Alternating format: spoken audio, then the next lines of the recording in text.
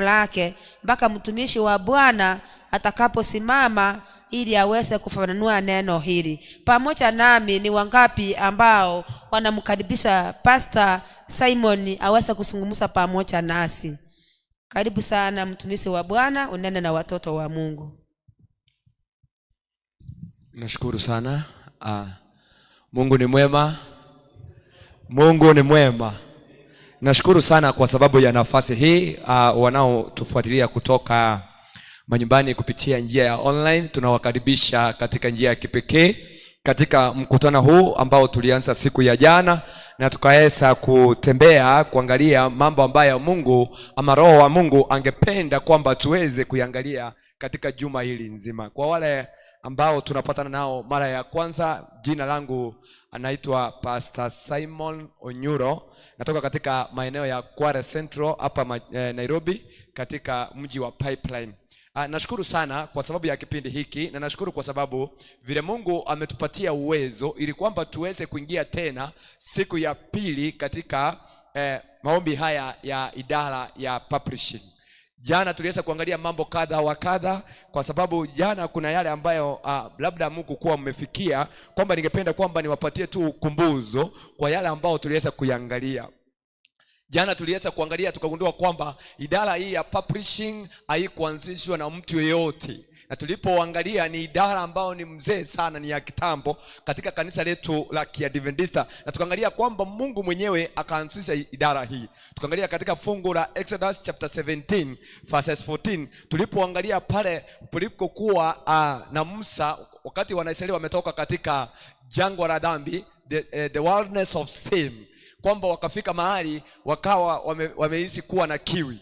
Maji yalipokosa, na kwa hakika maji yalipopatikana kutoka kwa mwamba, maji yalipopatikana kutoka kwa mwamba, kwamba ikawa na vita ya Amalek na Wanaisraeli. Tunaangalia kwamba Mungu akawawezesha kwamba Wanaisraeli wakashinda. Na tukaangalia katika fasi hili Mungu akamwambia Musa, akamwambia kwamba andika iwe ukumbusho, ili kwamba katika iweze kusoma katika Yoshua, na iwe ni ukumbusho ambayo itakuwa kwamba Amalek haitaonekana tena. Kwa hivyo Mungu mwenyewe akaanza, kwa sababu idara ya publishing, Mungu mwenyewe anaposema andika, ni kumaanisha ni kitu ambacho kitakuwa miaka nenda miaka rudi kama kiko recorded.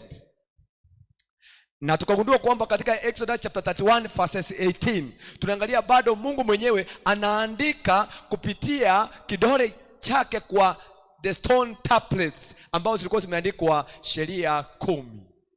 Kwa hivyo kama Mungu mwenyewe aliweza kuandika, wapendwa, Mungu akaandika, na alipoandika ndio tunaangalia kwamba idara hii ni idara mzee, na ni idara ambayo ni ya maana katika kanisa letu, ili kwamba tunapatiwa tuweze kuelewa mbona tukupitia idara hii. Mungu alipoambia Musa kwamba aweze kuandika mambo haya katika jiwe ili kwamba yaweze kukumbukwa, kwa sababu Mungu mwenyewe aliandika, ni kuonyesha kwamba ni ujumbe ambao unafaa kutiliwa maanani na utaendelea kwa kisasi hadi kisasi kingine. Tukaangalia kitabu cha Habakuk 2. Tukaangalia kwamba Habakuk anapoteseka na anashindwa, mbona watu wabaya wanaishi, mbona watu wabaya ndio wanaendelea, tunaona bado Mungu anamjibu na anamwambia kwamba andika. Akajibu Habakuk akasema kwamba maono uliyoyaona yaandike na uyameke yakuwe plain upon the tables. Kumaanisha nini? Kumaanisha kwamba yataendelea kukaa mambo hayo kwa muda ambao tuko katika ulimwengu huu, ili kwamba tunapoyasoma tuweze kupata fahamu vile ambavyo tunapokuwa. Kwa hivyo nitaingia katika siku ya leo ambayo kwamba tutaweza kuangalia kile ambacho Mungu anapenda kwamba tuweze kukiangalia, na nawakaribisha katika njia ya kipekee mnaotufuatilia kutoka maeneo ya online. Mungu awabariki sana. Naomba tu utenge muda wako ili kwamba tuweze kutembea pamoja. Niruhusu tuombe. Mtakatifu na Mungu wetu, asante Kristo, tumekuja. Roho wako Mtakatifu ashuke, zungumza na watoto wako kadiri ya mapenzi yako, na hilo ndio ombi letu kupitia Yesu Kristo aliye haki na mkombozi wetu. Amen. Katika siku ya leo tunaangalia the power of the forgotten mission. The power of the forgotten mission. Nguvu ya ujumbe ulioshaulika. Tunapoangalia tunaposoma mafundisho katika kupitia Biblia, tunaangalia vile ambavyo familia wanaweza kuomba pamoja, na tunapoangalia vile kazi hii inaweza kuwa inawezeshwa na wainjilisti. Kwamba unapoangalia kazi ya wainjilisti vile ambavyo wanapokuwa, kwa hakika unaweza wapata katika kikundi kifulani, wamekusanyika pamoja, wanatembea katika familia na wanaomba kwa pamoja kupitia idara hii ya wainjilisti, kwamba ni idara ambayo katika familia nyingi, kwamba wainjilisti wanawakumbusha kwamba wanaombeana kwa pamoja. Kuombeana pamoja katika familia ni kufikishwa ujumbe huu na watu ambao Mungu amewaweka kando, ili kwamba waweze kutembeza ujumbe huu wa kimya katika familia nyingi. Na tunapoangalia kazi hii ni kazi ambayo inaambatana na mahubiri. Kwa hivyo katika kutembea na ujumbe inatusaidia kwamba tunaelewa kazi ni kazi ya kipekee, ili kwamba ujumbe wa Mungu uweze kutoka katika sehemu moja kwenda sehemu nyingine, ili kwamba watu waweze kuandaliwa, kwa sababu nyakati hizi tunaishi ni za mwisho. Ndio maana ujumbe huu uko, kwamba unapoandika katika ukumbusho ulipoandikwa hata siku ya leo, kwamba tuweze kuangalia kile ambacho kilizonenwa, na tukaangalia siku ya leo, tukaangalia tuko wapi. Tunapoangalia Testimony to the Church volume 6 page 76 and paragraph 1, Ellen White anasema hivi: teach them that the love of God must come into the sanctuary of the home of life. Teach them, wafundishe kwamba upendo wa Mungu lazima kwamba uweze kuwa katika madhabahu yake, hekalu mwake, ili kwamba ifanywe manyumbani. Tunapoangalia dada yetu Ellen White ambaye ni mtumishi wake Mwenyezi Mungu, aliweza kutuzungumzia katika vitabu vingi, akaandika vitabu vingi ambavyo akatupatia ujumbe. Na tunapoangalia siku za leo kwamba penye tuko wapi, tunaangalia mambo ambayo yanayotendeka na matukio mengi, kwa hakika tunasema kwamba ulimwengu umekwisha. Na swali ni je, kama hatutasoma tuweze kupata ujumbe huu katika vitabu ambao Mungu ameweka watu wake Mwenyezi Mungu akaweza kuweka kando, akawapatia ujumbe watusubiri sisi siku ya leo, ili kwamba tuweze kufanya deliverance, tutapata ujumbe huu wapi? Tunapoangalia katika Biblia bado inatamka mambo yafuatayo katika kitabu cha Mhubiri 12 fungu la 12. Kitabu cha Mhubiri 12 fungu la 12, tuweze kulisoma fungu lile, kisha niweze kurejelea fungu liliposomwa hapa kwanza. Kwa hivyo tunapoangalia katika Biblia hii, neno lake Mwenyezi Mungu bado linatuzungumzia, linatuonyesha kwamba kwa hakika hakuna hata jambo moja ambalo Mungu hataki tusilijua. Anataka tuweze kufahamu habari zote katika kupitia scriptures. Kitabu cha Mhubiri 12 fungu la 12, Biblia inasema hivi: and Father, my son, be admonished by this of making many books, there is no end, and much study is wearisome to the flesh. Kwamba tunakumbushwa kwamba kazi ya kuandika vitabu haina mwisho, kwamba ipo mpaka Kristo aweze kurudi. Kumaanisha kwamba huu ni ujumbe ambayo baba anamwambia kijana wake, na ujumbe huu ndio bado Mungu anatuelekeza na anatuambia kwamba ujumbe wa vitabu ni ujumbe ambao utaendelea kuanzia sasa mpaka Kristo aweze kurudi. Kwa sababu vile vile tunapoishi, Mungu anaendelea kuinua watu wake ambayo anawazungumzia, ili kwamba anawapatia habari kwamba wanapata Roho Mtakatifu, wananakili katika vitabu, tunasoma nasi tunabarikiwa kwa pamoja, ili kwamba tuweze tukaondoka na kuwafundisha wengine pale nje juu ya Yesu Kristo. Kwa maana jana tulipoangalia katika kitabu cha Isaya 52 fungu la 7, tukaangalia it's all about good news, na tukagundua kwamba ujumbe ama habari njema ni juu ya marejeo ya Yesu Kristo. It's all about Jesus Christ, the good news that we have. It's all about the gospel. The gospel is all about good news, and this good news is all about coming of Jesus Christ. Hatuna ujumbe mwingine, ni kutayarisha na kuhamasisha ulimwengu kwamba nyakati tunapoishi ni nyakati za mwisho, ambao tunafaa tuweze kufundishana na tukaweze kuambiana ukweli katika maandiko. Mungu wetu ameweza kutupatia ujumbe huu, ili kwamba ndio maana juma hili ikaweza kutenga kando, ili kwamba tuweze kuifanya maombi as a week of prayers through publishing department, na inatuhusisha sisi wote ili kwamba tuweze kuumalika katika njia ya kuweza kuwa viongozi wa kesho katika kanisa hili. Nakumbuka jana tulisema kwamba good leaders read books. So if you want to be a good leader, you must be a good reader. Yani ukitaka kuwa kiongozi mzuri, lazima wewe ni msomi wa vitabu. Sababu lazima ukuwe na habari, wale watu unaowaongoza uko na kitu ambacho unawaambia. Kwa hivyo good leaders read books, ili kwamba tuweze kupata ujumbe. Tunapoangalia katika ujumbe huu, tunaangalia kwamba katika ujumbe huu kwa hakika mateso yanaweza kuja, kwa sababu ni ujumbe ambao kwa hakika tunakaa nyakati hata saa zingine unaweza katasa usiweze kupeleka ujumbe kwa watu wenye wako gizani, lakini Mungu anakuwezesha kwa sababu anatangulia mbele kabla uweze kufika pale, kwa sababu wewe amekuchagua ukaweze kupeleka ujumbe huu from the comfort zone where we are today. Tunapoangalia nyakati ambazo tunakaa siku ya leo, nataka mpige hesabu vile tunakaa nyakati ambazo ni za giza. Tunakaa wakati mambo kila mahali ni dhambi. Tunasikia katika runinga zetu, kwa televisheni, tunaposikiza katika redio, unapoangalia katika simu yako, unaona nini? Mara unaona mauaji kila mahali ya kiolela, watu wanauana, watu wanadungana visu, watu wanafanya mambo ambayo hayampendezi Mungu. Na ili hali katika Biblia tumeweza kuonywa, na ili hali katika vitabu vya roho ya unabii tumeweza kuonya. Ndio maana siku ya leo unapoingia pale nyuma kwa meza, kuna vitabu vingi vinatuzungumzia kuhusu mambo haya na matukio haya, na vimenakiliwa katika vitabu vile. Kwa wale ambao wameweza kusoma vitabu vile venye pale nyuma, kwa hiyo utaweza kugundua kuna kitabu mimi ukisoma ukasema kwamba kitabu hiki nilipokisoma na kuna mambo ambayo nimeweza kuyaona. Kwa mfano kitabu pale nyuma kinasema if today were you are today on earth, kama siku ya leo kwa hakika hata mimi leo naye zungumza ingekuwa ni siku yangu ya kuishi katika ulimwengu huu. Nakumbuka pale kwa kile kitabu if today kinasema kwamba wakati wa Nuhu watu wakaambiwa wajenge safina, watu wakajenga safina, wengine wakasema Nuhu wamekuwa wazimu.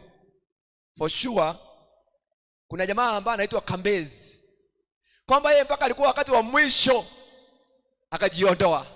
Lakini wazee wa wakati ule wengine wakaambia Nuhu, sisi hata tulipokuwa hapa, tumezaliwa hapa, tumekuwa wazee hapa, mpaka nywele imebadilika, imekuwa na ile inaitwa gray hair, kwamba tunapata kwamba hata siku ya leo mvua haijanyesha, mvua itatoka wapi?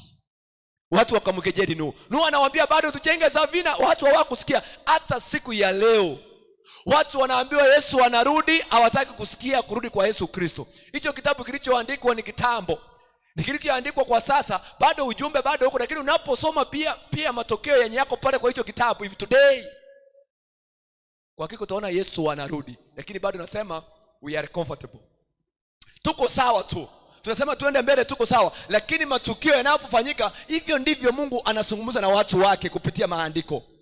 Wakati wa Nuhu gharika ilikuja, Nuhu akaokolewa yeye na nyumba yake peke yake. Na hata siku ya leo watakaookolewa ni wale ambao watatii sauti yenye iko katika maandiko ya vitabu na Biblia peke yake, ili kwamba tuweze kuponya katika mioyo yetu. Naposoma katika kitabu hicho cha if today, na kizungumzia nimekiona pale nyuma, hicho kitabu bado kinasema kwamba wakati wa Sodoma na Gomora watu wakafanya dhambi, na siku ya leo tumefanya dhambi kuliko Sodoma na Gomora. Wakati wa Sodoma na Gomora kitabu hicho kinazungumzia wakati watu walikuwa wanafanya mambo kulingana macho yao.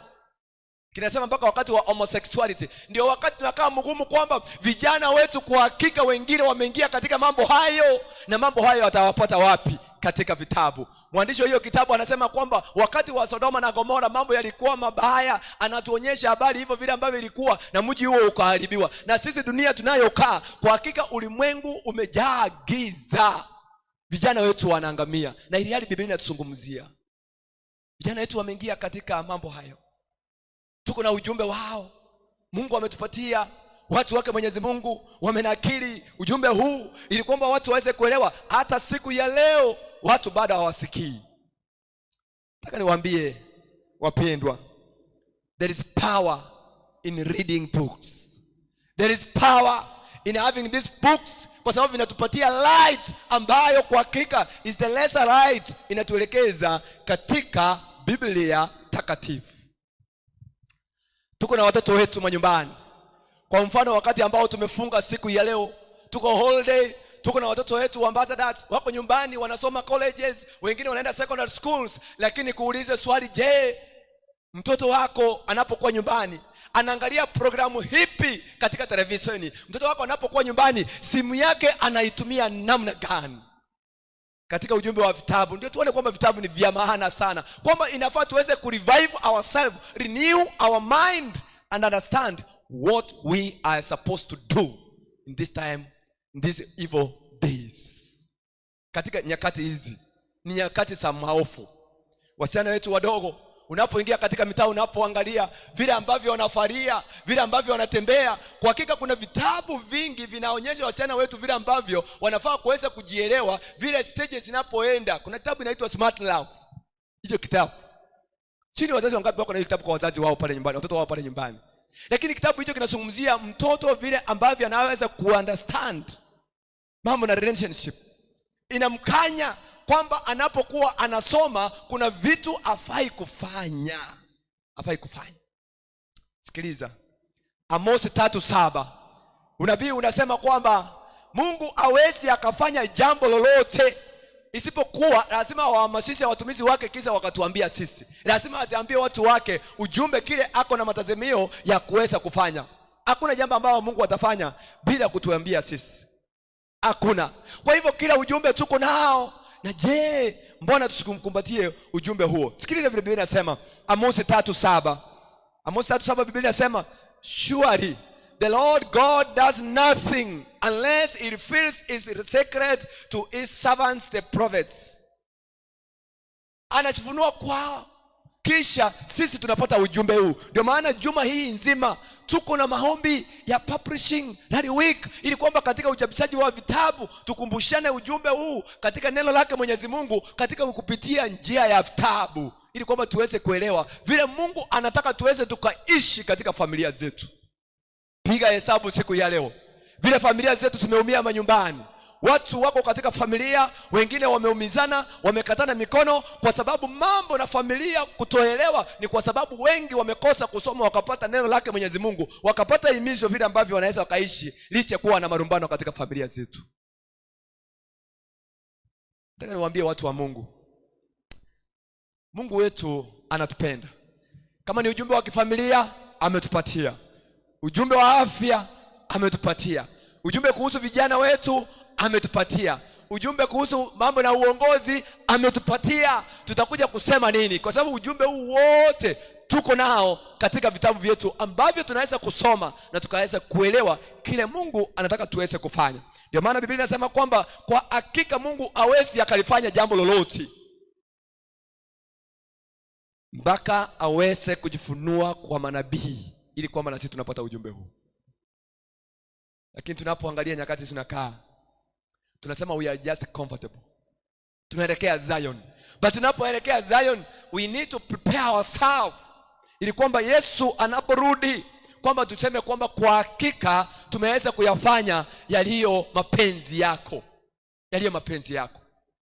Napoangalia siku ya leo, vijana wetu wameingia katika drugs. Katika mitaa tunapoishi, tunaangalia vile this young generation, watu wameingia katika mambo na drugs. Wamekuwa addicted katika madawa ya kulevya. Wengine wamekuwa mambo yanafanya ni mambo maajabu. Wengine wanaua wengine, vijana kwa vijana wanauana kwa sababu ya mahusiano. Na iliali tuko na ujumbe mzuri katika vitabu vyetu ambao tukaweza kusoma tukaelewa kwamba ni mambo haya tunafaa kufanya wakati gani na tunafanya kwa nini na sababu gani. Siku ya leo vijana wetu wengi wameanza kuona vijana wa jinsia moja. Mwanaume anaoa mwanaume mwenzake, kijana wa kike anaoa kijana wa kike mwenzake. Ni kwa sababu ya kutojua, kwa sababu tuko na ujumbe unasema kwamba ndoa ni ya mwanamke na mwanaume, si ya mwanaume kwa mwanaume, sio mwanamke kwa mwanamke, bali ni ya mwanaume na mwanamke, tena wale ambao wamekomaa, the matured men. Ndio maana katika mafundisho yetu hivyo ndivyo tunaamini, na kanisa ile ya Kiadventista.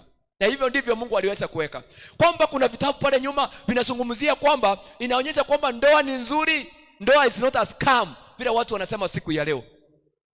Unajua siku ya leo watu wamekata tamaa, wanasema kwamba ndoa ni scam. Hivyo ndio wanasema huko nje. Ni kukosa kuelewa. Unapoingia katika ile vitabu ana Biblia hii kuongoze, utapata kwamba ndoa ni takatifu, it is holy.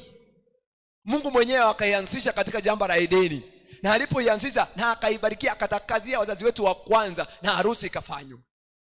Imetokea wapi ikakuwa mbaya? Ni kukosa kuelewa. Ni kukosa kuelewa. Kazi hii ya idara ya uchapishaji ni idara ambayo Mungu anaruhusu kwamba tuweze kukumbusana katika njia ya kipekee, ili kwamba iweze kutuandaa tuweze kuelewa nini ambao tunafaa kuweza kufanya kwa wakati gani na saa gani, at the right time and at the right place, kwamba tunaamini kwamba this is the right time that we have, that we are supposed to move from comfort zone hapa tutoke tuondoke. Nakumbuka wakati fulani tukiwa na makambi tunasema I will go. Mnaweza kumbuka hiyo wakati? Tukasema hapa, naamini kwamba hapa wahubiri walikuja hapa wakasema come meeting 2022 I will go, I will go. Na hatujaenda bado, tuko hapa. Tuko hapa. Bii mwingine inakuja. Mbona tuseme tunaenda na tuendi? Tuelewe ujumbe. Tuelewe ujumbe huko katika vitabu. Kitabu cha Timotheo ya pili 4:2. Tuelewe vile Timotheo anasema. Ndio tusome mafungu haya yaweze kutusaidia. Timotheo ya pili 4:2, Biblia inasema preach the word, be ready in season and out of season, convince, rebuke, exhort with all long suffering and teaching. Preach the word, be ready anytime, in season and out of what? Of season. Be ready. We need to get prepared. Angalia mazingira ambayo tunakaa. Tunafaa tutoke tuangaze ujumbe vile ambavyo ilivyo, kwa sababu ujumbe tunaangaza na vitabu hivi kama hiki kitabu niko nacho, The Next Superpower, kinazungumzia juu ya Amerika, kinazungumzia matukio ya ulimwengu huu. Sasa hivi tunaona kuna vita kati ya Amerika na Iran. Si ni kweli? Tuko na vita Amerika na Iran, na tunasema kwamba mafuta inalia, tunalia mafuta. Hata President Ruto ashukishe mafuta hataweza, by the way. Lakini aliyesoma andiko na aliyesoma vitabu hivi vya unabii ataelewa nini ambacho kinatendeka, na hiyo tu ni kidogo, ni kionjo.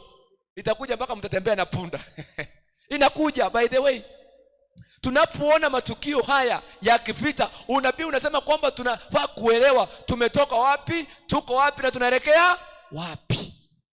Tunapoangalia unabii unatuelekeza na tuambia kwamba dunia hii haimo tena.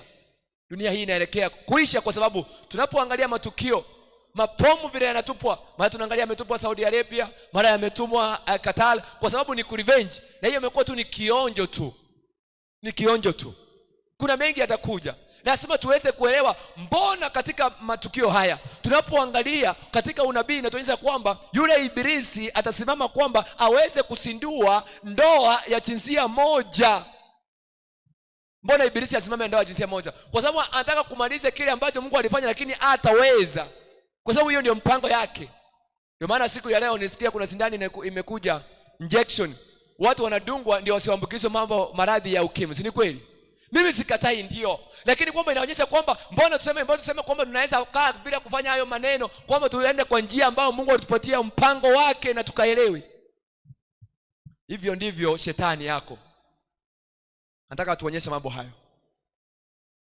Ukiangalia katika ulimwengu, tunapoangalia shetani amesimama, na anaposimama anataka kupinga kazi hii, ili kazi hii inapopingwa ili kwamba iweze kuona aibu. Lakini Mungu wetu ni mwaminifu, ndio maana ameteua wale ambao watatembeza ujumbe huu wa vitabu, anawaongoza kwa kila jambo, ili kwamba wakaenda wakawahubiria wengi waweze kupata habari. Na kwa hakika Mungu peke yake ndiye ako na uwezo wa kupindua moyo wa mwanadamu. Sisi hatuna uwezo. Anapopata ujumbe huu, anaposoma, anasema for sure nimemwona Yesu Kristo. Yeye mwenyewe, yeye na Mungu, conversion ni yake Mwenyezi Mungu, si ya mwanadamu kwa mwanadamu. Nyakati ambazo tunapokaa tunakumbusha kwamba we need to redeem time, because we are living in evil times.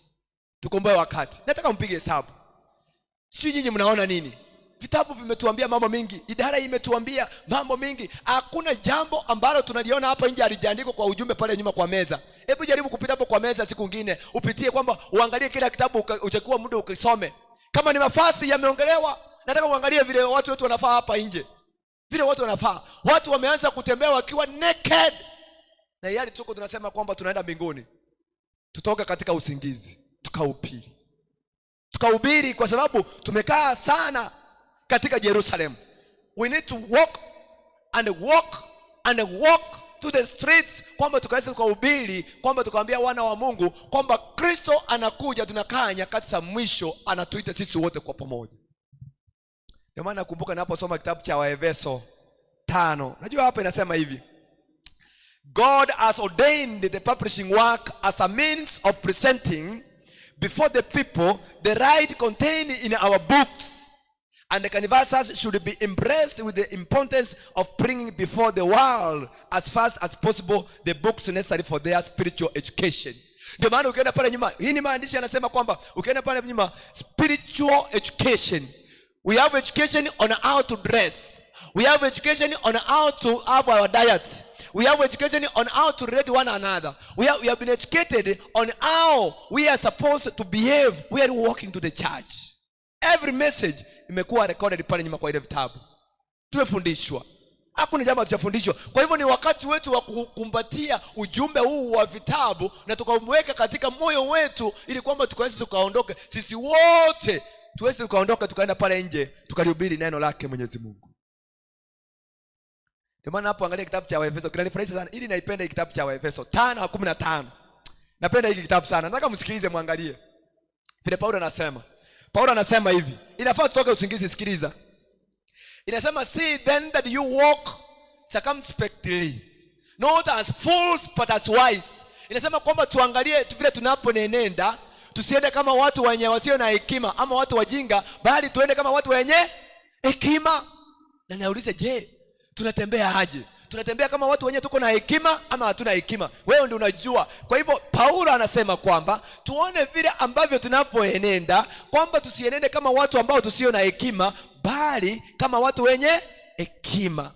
Kwa nini? Fungu la 16 nasema, redeeming the time because the days are evil. Tutakomboa wakati namna gani? Kwa sababu nyakati hizi ni za mwisho. Wakati tunaona vifo kila mahali, tunaona watu wasalimiani, wakati tunaona watu wananyongana, wakati tunaona watu kwamba corruption every corner, evil times. We need to revive ourselves. We need to renew our mind and understand what we are supposed to do. Inafaa tuangalie nyakati za mwisho. Ni nyakati za mwisho.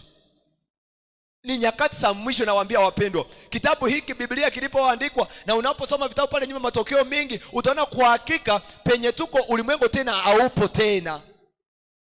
Unapoangalia visanga vinapofanyika, ukitaka kujua tuko in dangerous days, tembea katika nyumba za kuhifadhi maiti hapa Nairobi. Ujue ni wangapi ambao wanauliwa. Wacha kugonjeka na kufa, kuuliwa tu. Kuuliwa tu. Aidha ameuliwa kwa risasi ama ameuliwa kwa panga. Unapata kwamba mauaji yameongezeka kwa sababu tunakaa nyakati za mwisho. Siko juu. Sikiliza, nasema therefore, anatukumbusha, therefore do not be unwise but understand what the will of the Lord is.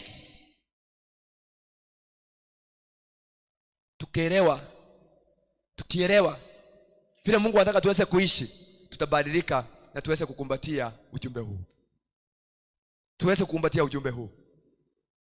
Nasema kwamba tuweze kuelewa, tutembee kama watu wenye hekima, tusitembee kama watu ambao wasio na hekima, kwa sababu nyakati hizi ni za mwisho. Wapendwa, tutagundua tu katika ujumbe huu, ujumbe ambao umenakiliwa hapa ndani.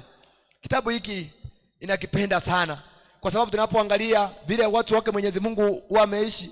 Mark Finley ametuandikia hiki kitabu kwamba akituambia kwamba nyakati tunapokaa ni nyakati za mwisho, wakati purpose inaposimama na kuweza kukandamiza kazi yake Mwenyezi Mungu. We need to understand that what we are supposed to understand and do. Tunapoangalia watu walikuwa wanaenda Amerika, si ni ukweli? Na hii rais alipoingia mwingine alisimamisha, akasema hakuna kuenda Amerika, kila mtu akae kwao, ajenge kwao. It's okay, ni sawa. Lakini nataka niwaambie kwamba siku itakuja kwamba hata Kenya yenyewe economy itatusumbua. Inafaa tuweze kusoma tukaelewa sisi kama wasomi, kwa sababu kanisa letu linajulikana sisi ni wasomi, na kwa hakika sisi ni wasomi. Tukaweze kukumbatia kazi hii ya kusoma na kununua vitabu ili kwamba tuweze kuwa na library. Sisi ni wangapi wako na library nyumbani? Unapoangalia unaweza pata nyumbani mwetu tuko na library ya watoto ambao vile wameenda shule. Si ni kweli? Vile umeenda shule, kuna vitabu vile mtoto ameenda shule, hiyo library iko. Lakini nakupata ni ngumu sana kuwa na library yetu ya spiritual books. It's very rare. Unapata uko na vitabu vitatu umeweka tu hapo. Kama sasa hii niulize, hii kanisa iko na library? Iko nayo. Mungu awabariki. So inapokuwa na library maktaba, make sure kwamba kila mwaka tena mnaruhusa ka kitabu hapo, kwa maana kila mwaka kuna vitabu vinatokezea, ili kwamba wale ambao watakao kuja watoto wetu wanapata kwamba maktaba iko sawa, wanaweza wakafanya references, wakasoma, wakaelewa nini ambao wanaweza kufanya. Manyumbani mwetu tukue na library ili kwamba tuweze kuelewa nini ambayo inafanyika. Hata mimi kwangu niko na library, niko nayo. Hapo personal library kwangu kwa nyumba, nimetengeneza shelf, nimepanga vitabu vyangu, nasema kwamba hiki ni kitabu fulani, hiki ni kitabu fulani, ili kwamba tuweze kuelewa. Pasipokuwa na kusoma hatutapata mambo haya. Lazima tuweze kuelewa. Kitabu ambao tuliosomewa, kitabu cha Ufunuo 22 fungu la 17. Kitabu hicho kinazungumza kikisema mambo yafuatayo tuweze kuelewa, wapendwa. Kwa hivyo nataka kuwa encourage kwamba na kuwatia moyo kwamba kwa hakika tusilale sana katika usingizi. Mungu anatuita kwamba tuweze kuamuka kutoka kwa usingizi, tukaelewa kwamba Mungu ametupatia ujumbe, ametupatia nafasi, tuweze kutumia nafasi aliweza kutupatia, ili kwamba tunapongojea katika marejeo yake mara ya pili. Fungu 22:17 Ufunuo inasema hivi: And the Spirit and the bride say, Come. And let him who hears say, Come. And let him who thirsts come. Whoever desires, let him take the water of life freely. Kwamba anasema kwamba roho na bibi harusi njoo, na yale yote atakayesikia kwamba aliye na kiu aweze kuwa na ile nia, that desire, nia ya kuweza kupata maji ya uzima bure. Maji ya uzima bure. Tuko na maji ya uzima, ni ya bure.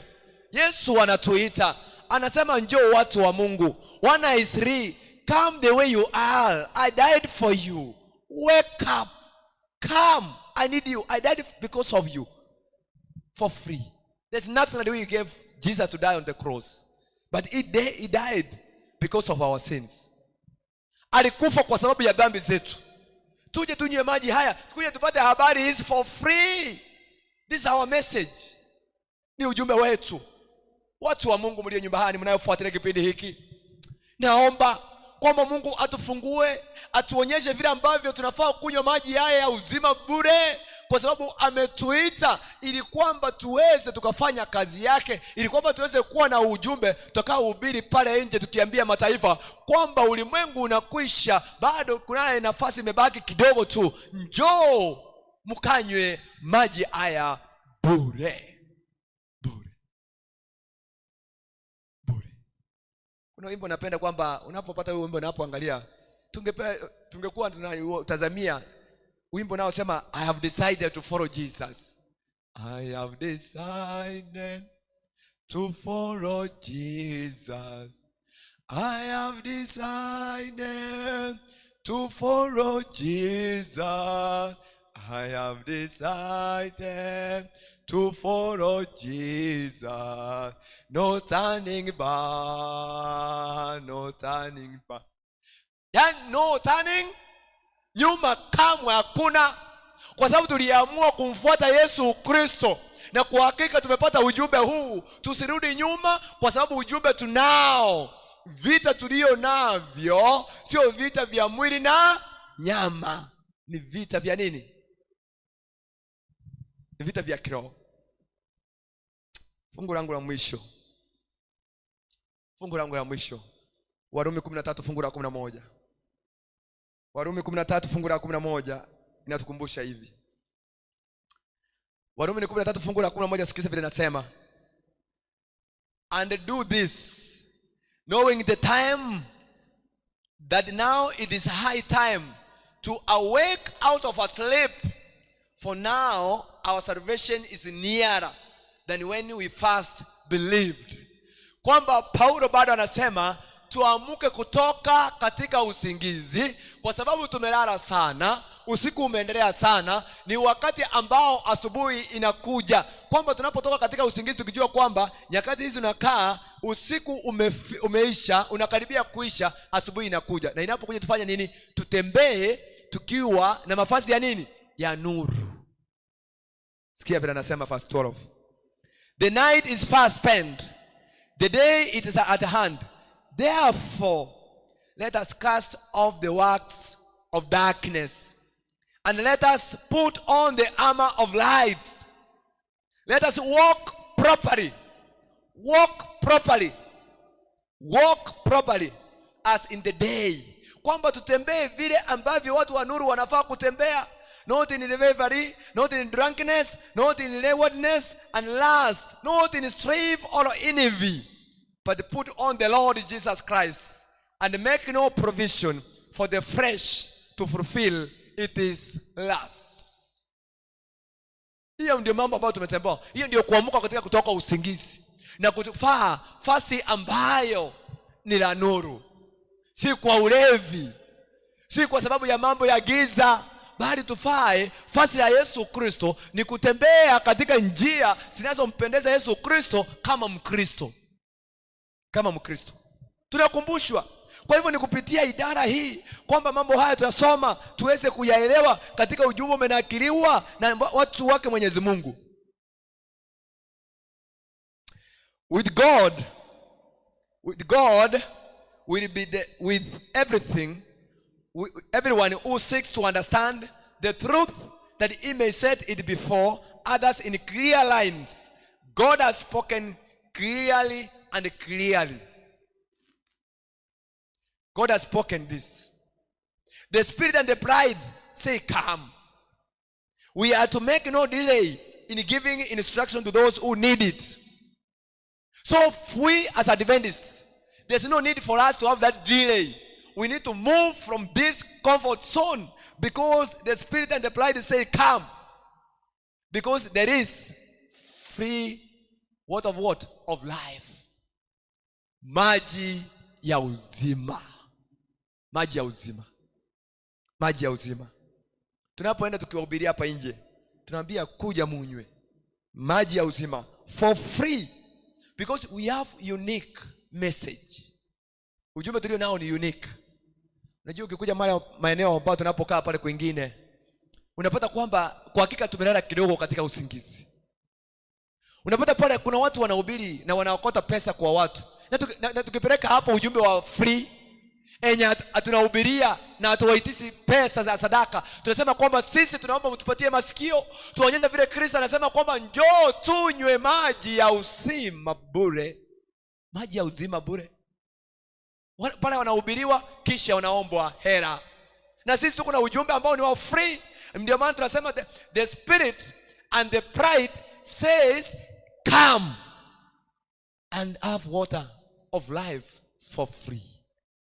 Na sisi ni kuambia kwamba njoo, Kristo anawapenda, ili kwamba tuweze kutembea pamoja, tupate uzima wa milele kwa free. Hiyo ndio tumeitiwa. So wapendwa, katika juma hili nzima, naomba kwamba Mungu atusaidie, Mungu atubarikie, Mungu atukomboe katika mawazo yetu, tukaelewe vile ambavyo tunafaa sisi wenyewe kukaa katika maisha yetu na maisha ya Ukristo. Wazazi wenye wako nyumbani, tuweze kufanya jambo katika watoto wetu, badala ya kuwanunulia simu tuwaongezee na kitabu. Ndio naamini kwamba watoto wetu tunawapenda. Lakini tunapowapatia pia ujumbe wenye uko katika kitabu, kwamba anapoangalia simu kwamba atapata nafasi pia ya kupitia katika kitabu, kwamba akaweza kujikumbusha kwamba wewe kama mzazi uko na uwezo wa kuweza kuonyesha mtoto wako kwamba wakati hautakuwepo na yeye awe amekumbuka ulichomfundisha alipokuwa kijana. Umemfundisha. Kwa sababu hiyo ni jukumu ya wazazi kuweza kufundisha watoto wetu. Nataka muangalie vile watoto wengi unawapata katika streets. Unawapata. Chukua jukumu lako vizuri. Angalia programs katika TV. Nyingi watu wanacheza wakiwa uji wa mnyama, na tumewachia watoto wetu TV wanasoma nyumbani, wana enjoy all day. tuwaweke waweze kuwa busy. Hata ni White anazungumza katika kitabu cha Education, anasema kwamba tufundishe watoto wetu hata manual wako waweze kuelewa kila kitu wanafaa kuweza kufanya. Siku ya leo tunaona watoto wetu vile wanatembea uji wa mnyama. Wasichana wadogo wanatembea uji wa mnyama. Na sisi watu wazima tuko wazazi na tuwakanyi bado nasema mtoto hako sawa, ni technology. Lakini nakumbuka kwamba the more the technology, the more the sin.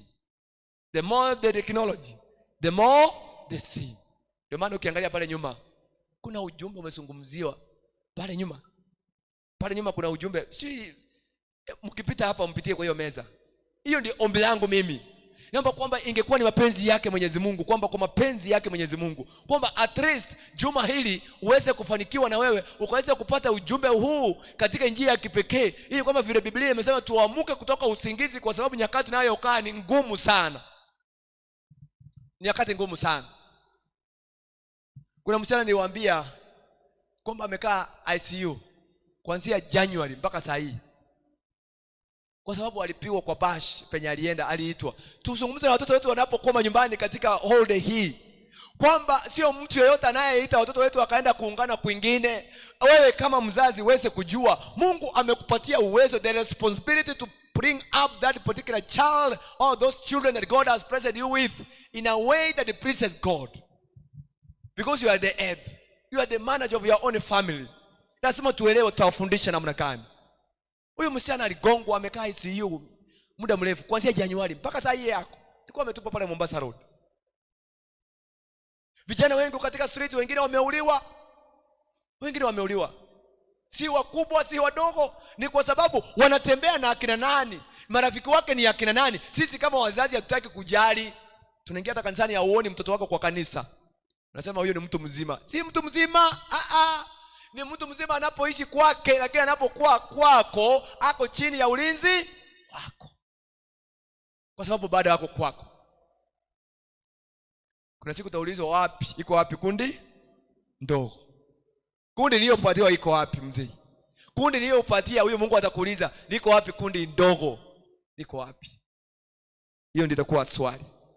Kwa hivyo wapendwa, Biblia inatukumbusha, vitabu katika ujumbe vinatukumbusha. So ni sisi tuamue tukupotea. Kwa sababu nasema tu njoo unywe maji ya uzima bure. Nimekupatia bure, ukunywe bure. Bibi harusi njoo, roho njoo. Kwamba roho anasema njoo na bibi harusi njoo, mkanye bure. The word of God, it remains to be holy and holy until Christ comes. Sababu inatukumbusha, inatuonya, inaturekebisha, na kwa hakika inatuweka katika kiwango kingine.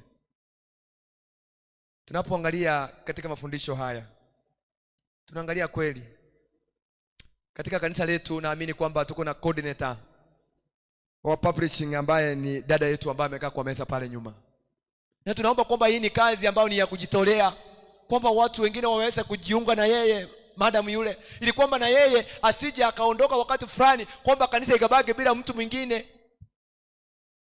Yeye miaka yake ikifika labda akisema kwamba naye anataka kumnacha mtu mwingine, nani ambaye atachukua kazi hii? Hii ni kazi ambayo mnajua kushika na mkono, ili kwamba na yeye akaweza kufundisha mtu, kwa sababu wako na ujuzi, na naamini yako na ujuzi, akaweza akafundisha watu wengine juu ya ujumbe wa vitabu. Tunapoangalia kila kanisa inaomba kwamba tuweze kuwa na kanzo hii ya idara ya publishing. Tuweze kuwa na hii idara ya publishing, tuweze kuwa na kanzo yake. Tunaomba kwamba katika maombi haya, prayer request ni kwamba pray that the Lord will ignite the fire for the distribution of free literature in all our churches. Mungu aweze kuwasha awashe kwamba kukuwe na kusambaza vichakaratasi vya literature na ujumbe katika maandiko hayo katika makanisa, ili kwamba watu wakaweza kusoma, wakaelewa nini ambayo wanafaa kuweza kufanya kwa wakati gani na kwa msaa gani, ili kwamba Yesu Kristo anaporudi tuende nyumbani kupumzika. Tuende nyumbani kupumzika. Karibu na wewe Mungu wangu. Tunapokuja na hiyo wimbo, kama uko na prayer request, songea karibu na Mungu. weka hapa katika hii prayer box, ili kwamba tuweze kuomba kwa pamoja. Tunapokaribia karibu na Mungu, kwamba tunaelewa mahitaji yetu katika juma hili nzima. Mungu ndiye anayeshughulikia, kwamba mweze kukumbuka kwamba idara hii ya publishing, kwamba tunaomba Mungu mwenyewe aweze kujifanyia kazi. Mungu mwenyewe aweze kujifanyia kazi. Kwa hivyo ukiwa na prayer request, unaomba kwamba uweze kuandika, Mungu atashughulikia katika maombi hayo. Na unapokuwa kutoka popote pale ambapo unapotufuatilia kutoka, Mungu wako na uwezo popote pale ulipo kuweza kujibu maombi yako, kwa sababu yeye ni mwaminifu. Anasema niite nami nitaitika, na ni wakati tunapoita Mungu wetu ili kwamba aweze kutuitikia. Pigia Mungu simu, pigia Mungu simu kupitia ombi. Pigia Mungu simu kupitia ombi, kupitia ombi lako ambao unaliomba katika moyo wako. Mungu ni mwaminifu, anajua mahitaji yako hata kabla uweze kuomba. Anajua kile unachoomba, lakini anaonyesha njia ya heshima sana tunapomuomba na kumwambia Mungu, ili ndio jambo linalonisumbua. Wewe ikawa ni familia yako iko na matatizo, naomba Mungu aweze kupokea ombi hilo, kwamba aweze kukutendea. Wewe ikawa unapata matatizo kazini, Mungu bado akutendee. Uendekao ni katika biashara zako, ambapo unafanya kazi katika biashara zako, umefungua biashara uone wateja, labda biashara iko na changamoto, naomba Mungu nawe aweze kutendea hata unapokuwa katika manyumbani ama unapofuatilia kutoka biashara zako. Mungu ni mwaminifu. Uwezi ukaomba mkate akakupatia mawe, uwezi ukaomba samaki akakupatia nyoka. Haiwezekani, haiwezekani. Kwa hivyo naomba tusimame, tukuja hapa mbele ili kwamba tuweze kuomba kwa pamoja. Tunapoomba kwa pamoja, Mungu wetu anatuita katika njia ya kipekee katika juma hili nzima, ili kwamba tuweze kuelewa yalivyo mapenzi yake. Mungu wetu na atubariki, Mungu wetu na atutendee. Nawashukuru kwa sababu ya kuja kwenu, na nawashukuru kwa sababu ya kufuatilia kwenu kutoka manyumbani. Mungu awabarikie katika juma hili nzima. Tutaweza kutembea kwa pamoja. Zungumza na watoto wetu nyumbani, na ukipata nafasi karibia hapa siku ya kesho, ili kwamba tuweze kufuata mafundisho haya kwa pamoja, sisi wote kwa pamoja, ili kwamba tufuate kwa pamoja. Mungu ni mwaminifu, atatenda na amekwisha kutenda. Tumwamini, tumwamini yeye.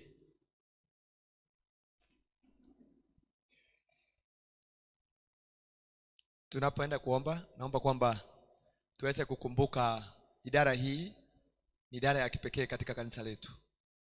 Naomba kwamba tutachukua dakika moja kila mtu aombe kimoyo moyo, na unapokuwa manyumbani, unapotufuatilia na wewe tunakupatia nafasi kwamba tu uchukue dakika moja kwamba nao uweze kujiombea kimoyo moyo, na ukumbuke maombi haya juma hili nzima, ili kwamba Mungu mwenyewe aweze kutenda na aweze kutuamsha tena kutoka katika usingizi, ili kwamba tuje tunywe maji haya ya uzima for free. Kwa hivyo napatiana dakika moja kisha nitaomba.